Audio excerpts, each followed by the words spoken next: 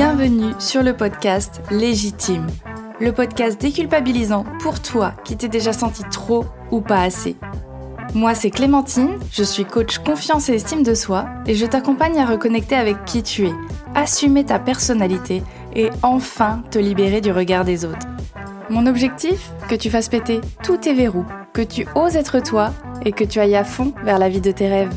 Retrouve chaque semaine des conseils, des clés, des retours d'expérience pour booster ta confiance et comprendre enfin que tu as de la valeur et que tu es légitime.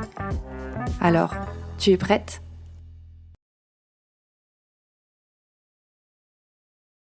Bonjour et bienvenue dans l'épisode 11 du podcast Légitime. Cet épisode va être sûrement un petit peu différent des autres, mais j'avais envie de te partager une petite réflexion personnelle qui, je me suis dit, pourrait t'aider également.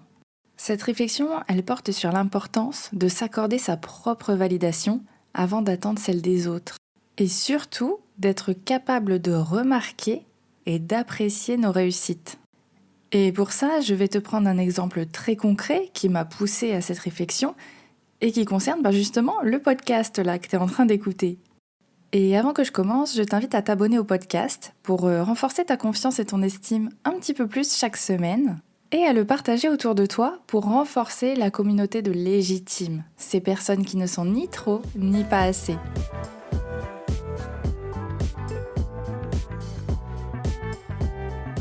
En fait, je suis partie du constat que je trouve qu'on est très doué pour se dénigrer, se trouver des exemples de choses négatives sur nous, de ce qui ne va pas, de ce qui ne fonctionne pas, mais bizarrement, ça nous demande des efforts colossaux pour remarquer le positif. Et je dis bien remarquer, parce que c'est même pas qu'on n'a pas envie de parler du positif, c'est qu'on ne le remarque même pas. On n'arrive pas à trouver le positif dans notre journée, dans notre quotidien, dans notre personnalité. Notre cerveau, il focus tellement sur le négatif, sur notre préservation, sur notre survie, que ça lui demande un effort énorme de voir le positif. Et en fait, c'est justement par rapport au podcast que je me suis fait cette réflexion, parce que je l'ai lancé il n'y a pas longtemps, et ça emmène son lot de questions et de doutes. Donc la réflexion, je me la suis faite il y a quelques jours, en fait, au détour d'une conversation avec une amie. On parlait du podcast et je lui ai raconté qu'en moins de 2 mois, j'avais eu 500 écoutes. Je lui disais que ma première réaction, évidemment, ça avait été de me réjouir, j'étais trop contente. 500 écoutes, c'est quand même pas rien en peu de temps, finalement. Mais ça, tu vois, ça a duré combien de temps, ce moment de joie ? Finalement, très peu, avant que des pensées plus nuancées, je vais dire, n'arrivent. J'ai commencé à me dire « Ouais, ok, c'est génial », mais t'as pas d'éléments sur quoi comparer ça. Donc, comment tu peux dire que c'est bien ? En fait, c'est peut-être complètement naze comme lancement de podcast. Peut-être que les très bons podcasts font des lancements bien plus impressionnants. Bref, tu vois un petit peu le genre de discours que j'avais, quoi. C'est comme si mon cerveau, il voulait me protéger de la déception. Comme si je découvrais que certains podcasts se lançaient mieux que moi, et spoiler alerte, ça doit sûrement être le cas, j'allais tomber de très haut, que ça allait me toucher dans mon estime de moi. Alors heureusement, depuis toutes ces années où j'ai appris à me connaître, à comprendre ma valeur, j'ai rapidement pris conscience de ce que j'étais en train de me raconter. Que toutes ces pensées avaient certes une intention positive envers moi, c'est-à-dire me protéger, mais que pour le coup, ça n'était pas utile. Ce que j'ai remarqué, c'est qu'au départ, j'étais super fière de moi, parce que pour moi, c'était déjà une super réussite d'avoir ne serait-ce que lancé un podcast, d'avoir réussi à communiquer dessus, d'avoir été régulière jusque-là sur mes épisodes, donc 1 par semaine, d'avoir de nouveaux abonnés toutes les semaines, et enfin d'avoir déjà 500 écoutes en moins de 2 mois. À ce moment-là, en fait, je me suis totalement validée personnellement. Je me suis dit, mais c'est génial ce que t'as fait, et c'est génial ce que tu continues de faire. Quand je me suis comparée à moi-même, et uniquement à moi-même, j'ai remarqué tout ce que j'avais mis en place, les résultats que j'avais. Je me suis souvenue des bons retours que j'avais reçus. Je me suis rappelé les statistiques qui montraient que tous les jours, j'avais de nouvelles écoutes. Et qu'encore une fois, il y a 2 mois de ça, il n'y avait rien du tout, ça n'existait pas. Donc quand les vieux démons de la comparaison sont arrivés, quand j'ai eu cette pensée intrusive par rapport à mes compétences, la bonne réussite ou pas de mon podcast, en fait c'est comme si tout avait été remis en perspective. Comme si finalement c'était pas tant une réussite, alors qu'encore une fois je ne connais pas les chiffres des autres et je m'en fiche un peu, ou en tout cas comme si je ne pouvais pas être sûre à 100% que c'était une réussite puisque je ne pouvais pas comparer aux autres. Et je te le dis honnêtement, si je n'étais pas persuadée à 100% de l'utilité de mon projet, de ce podcast, que je peux t'aider à mieux te connaître, mieux te comprendre, mieux gérer tes pensées, tes émotions, surmonter ton syndrome de l'imposteur, te sentir légitime, si j'étais pas persuadée que je pouvais apporter quelque chose, peut-être que je me serais laissée happer par justement ces pensées et cette comparaison. Peut-être que j'aurais pris ces pensées comme une vérité. Mais le résultat, ça aurait été quoi finalement ? Peut-être que je serais allée chercher des chiffres, des comparaisons qui n'ont pas lieu d'être. Au pire, ça m'aurait rassurée pendant un petit moment, mais en fait, ça aurait révélé quoi d'autre ? En fait, ça aurait mis en lumière peut-être un manque d'estime de moi, de me dire si j'ai pas un lancement aussi bon que les autres, que mes concurrents entre guillemets, est-ce que ça veut dire que ce que je fais, ça n'a pas de valeur ? Et que ce que moi je propose, ça n'a pas de valeur ? Et en fait, j'ai trouvé ça fou d'avoir cette réflexion de se dire au premier abord, je me suis validée, j'ai validé mon projet, et il y a comme un réflexe de se dire derrière ouais, mais comme je compare à rien, est-ce que je peux vraiment dire que c'est une réussite ? Mais heureusement, je me suis rattrapée, on va dire, en repensant à ce qui était vraiment important pour moi et que finalement, ma validation personnelle était plus importante que des suppositions sur la réussite des autres, sur les compétences des autres, etc. Et c'est ça que j'avais envie de te partager, c'est que vraiment, je pense qu'il faut remettre l'église au centre du village et de se dire 2 choses. La première, c'est de se rappeler, j'en ai déjà parlé mais c'est important, de pourquoi on fait les choses. Se rappeler l'objectif de notre action. Pourquoi on a voulu se lancer là-dedans ? Pourquoi on veut perdre du poids ou tester un nouveau sport ? Qu'est-ce que ça va nous apporter d'encore plus important ? Encore une fois, tu comprendras que ça rejoint souvent tes valeurs. Ce qui te motive au quotidien, ce que tu as envie de véhiculer, ce que tu as envie de partager au monde. Pour ma part, l'objectif en créant ce podcast, c'était vraiment de communiquer au plus grand monde mon message, comme quoi le développement personnel, la santé mentale, l'épanouissement, en fait, ce sont des choses possibles à acquérir et ce sont des choses accessibles à toutes et à tous. J'ai envie de montrer que ça peut se faire dans le fun, dans la bonne humeur, et qu'il y a différents moyens de se connaître, de prendre soin de soi, et que c'est pas forcément des trucs très compliqués, très difficiles à mettre en place, qui sont contraignants ou... Non, ça peut vraiment être fait en fonction de toi, de ta personnalité et de ce qui te convient. Je suis persuadée qu'on est tous capables d'avancer un pas après l'autre vers une vie qui nous correspond et qui nous fait kiffer. Qu'on a tous et toutes les ressources pour le faire, pour atteindre cette vie de rêve, ces objectifs. J'en suis convaincue. Et je me dis que à travers ce podcast, si j'arrive à toucher ne serait-ce qu'une seule personne, avec mon message, avec mes conseils, mes retours d'expérience, eh ben j'aurais tout gagné. J'aurais vraiment tout gagné. Et finalement, peu importe le nombre d'écoutes, peu importe si je fais des millions d'écoutes. Faire des millions pour faire des millions, c'est pas ça qui m'intéresse. Faire des millions pour créer des déclics et des prises de conscience, ça d'accord. Et c'est ça qui me permet finalement de me détacher un petit peu de ce résultat, de ces chiffres.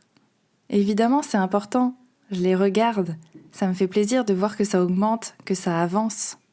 Mais le plus important, c'est quand je reçois vos retours et que je me rends compte que oui, ça a un impact sur vous, que ça vous fait réfléchir, que ça vous apaise, et peut-être d'autres choses que tu pourras me dire dans un commentaire, dans un avis. La deuxième chose que ça a mis en lumière, cette réflexion, c'est que vraiment la seule personne à qui on doit se comparer, c'est vraiment nous-mêmes. Je sais que ça fait phrase très très très bateau, mais je vais t'expliquer pourquoi et je vais t'expliquer pourquoi ça va te faire gagner du temps, de l'énergie et que ça sera beaucoup mieux pour ton estime de toi. Comme l'a très bien dit Aldi dans un de ses slogans, pour bien comparer, il faut tout comparer.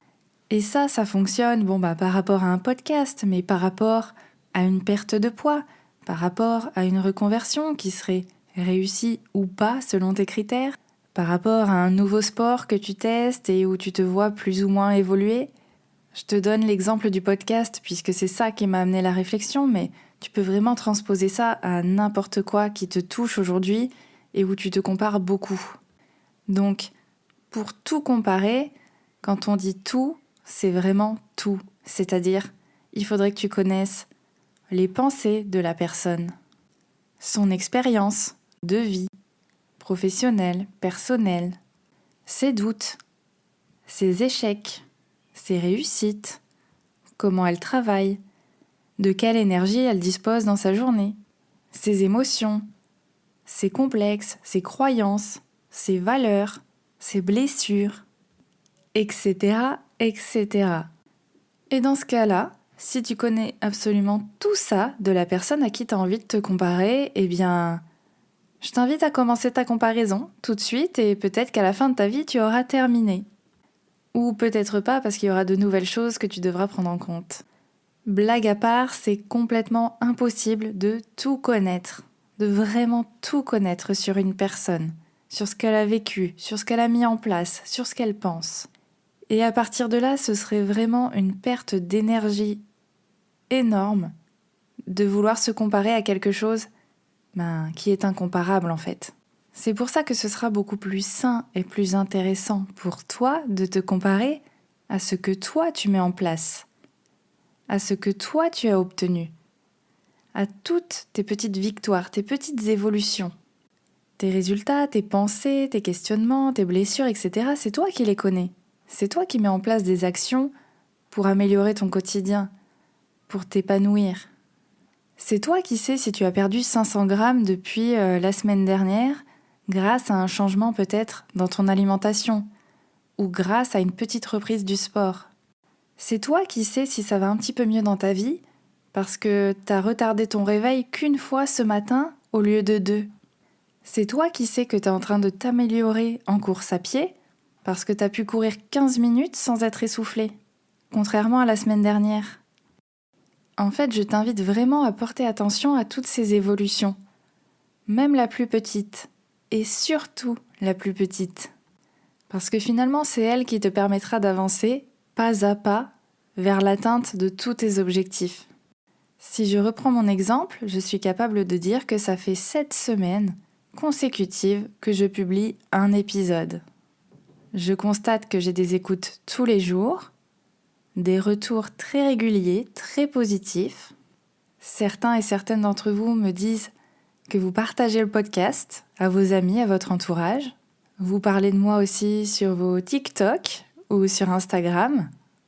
Et tout ça, c'est des choses sur lesquelles je me base pour me dire que oui, j'ai réussi. Parce que mon objectif est rempli, parce que j'ai réussi à vous toucher, à vous parler. Et vous me faites confiance, je crois, maintenant. En tout cas, je vais tout faire pour continuer à créer ce lien de confiance entre nous. Et c'est ça l'essentiel pour moi. Donc, vraiment porte attention à tout ce que tu as amélioré, tout ce que tu as mis en place, les compliments que tu reçois, les apprentissages. Et aussi, comment tu rebondis face à un échec.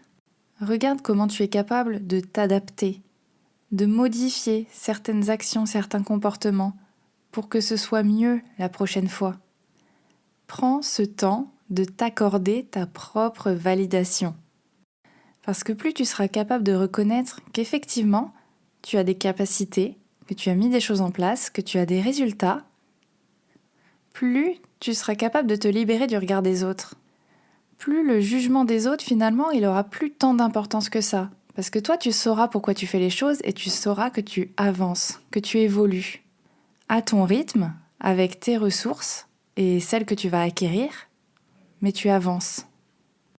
Et ça, franchement, c'est le plus beau cadeau que tu puisses te faire, que de te respecter à ce point-là, que de prendre le temps de marquer des victoires, marquer tes réussites, marquer tes plus petites avancées.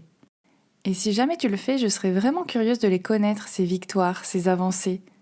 Donc n'hésite pas à me les communiquer sur Instagram, mon compte est en description, ou par email, pareil en description, pour qu'on échange à ce sujet et que tu te lances un petit peu des fleurs. Pour ma part, cet épisode est terminé. Je sais qu'il était un peu différent des autres, mais j'avais envie de te faire cette réflexion et de te partager mon cheminement par rapport à ça. Que c'est pas parce que je suis coach que tout est parfait, que je gère absolument tout et que j'ai une estime de moi au top tout le temps. Mais que j'arrive mieux à comprendre ce qui se passe dans ma tête, à arrêter les pensées qui sont intrusives et inutiles pour moi, qui ne m'aident pas à avancer. Donc aujourd'hui, je peux te le dire, je suis très très contente d'avoir dépassé les 500 écoutes. Je suis très fière de moi et je te challenge, c'est ton défi, de commencer à célébrer tes victoires toi aussi. J'espère que tu le feras. Je te souhaite une très très bonne journée, soirée ou peu importe. Je t'invite à partager l'épisode à tes amis, ton entourage qui peut-être auraient besoin aussi de célébrer des choses, de se rendre compte du positif qui sont autour d'elles. Et moi, je te retrouve jeudi prochain avec un nouvel épisode invité. Je t'en dis pas plus pour l'instant et t'auras qu'à être présente la semaine prochaine. À bientôt!